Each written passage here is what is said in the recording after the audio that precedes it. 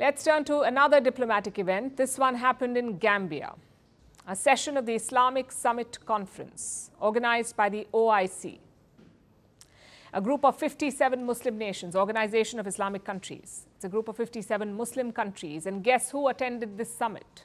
The Taliban. Their foreign ministry spokesperson traveled to Gambia for this summit. He took part in the discussions. And why is this important? Because none of these countries recognize the Taliban regime. In fact, they criticize it.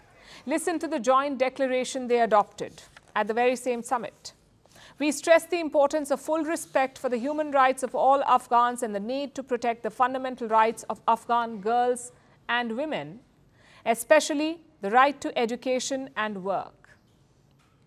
But why take the long route? A Taliban representative was right there. So why not tell him directly?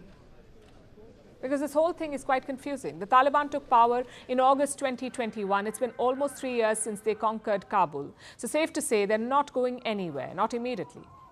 Which means you have two options: either engage with them or shun them. Now the Chinese have chosen option one. This year, Beijing accepted an ambassador from the Taliban and Xi Jinping himself received the credentials. So China has made up its mind. It wants to do business with the Taliban. Which brings us to the second camp. Who is shunning them? At this point, no one. Most countries have figured out a hybrid approach, sort of like issue-based engagement. If it suits them, they will talk to the Taliban. If not, they will stay away. Just look at the United States. They have frozen Afghanistan's central bank reserves.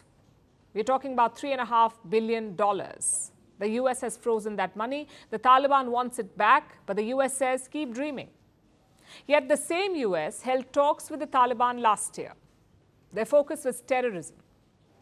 India too has talked to the Taliban. There is an Indian technical team based in Kabul. It handles humanitarian work.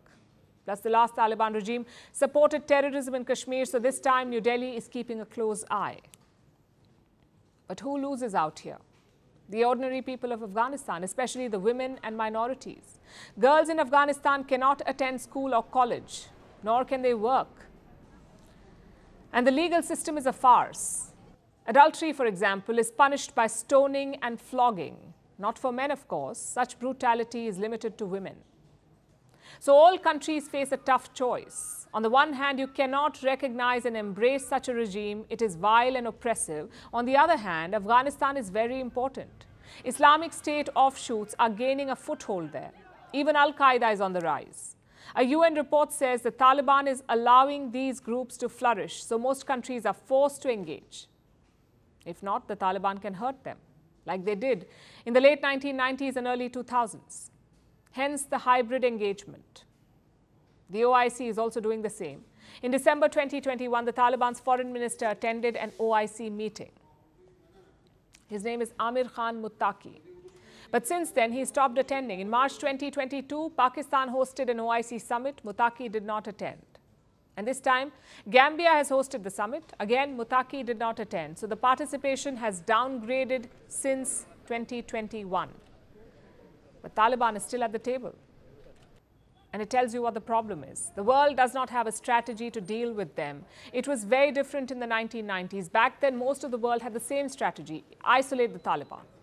We saw very few diplomatic meetings, very few foreign visits, and very few engagements. But this time, it's been a diplomatic storm. Look at the countries their foreign minister, the Taliban foreign minister, has visited: Qatar, Pakistan, China, Russia, Norway, Turkmenistan, Uzbekistan, Iran, and Turkey. I don't think this counts as isolation. The question is, where does this diplomatic push go next? Will the Taliban be invited to the SCO, the Shanghai Cooperation Organization? Will they take Afghanistan's place at the UN? Let's hope it doesn't come to that, because engaging with the Taliban is one thing, embracing them is another. Afghan women and minorities deserve better.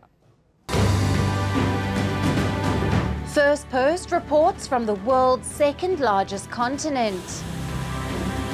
Hello, I'm Alison Lagrange. A very warm welcome from Durban, South Africa. We get you the news and the newsmakers from Africa. South Africa goes to the polls on the 29th of May. I will track the election and bring you ground reports. Is it the end of the road for the African National Congress? And will former President Jacob Zuma stage a dramatic comeback? From elections to climate change to innovations and opportunities.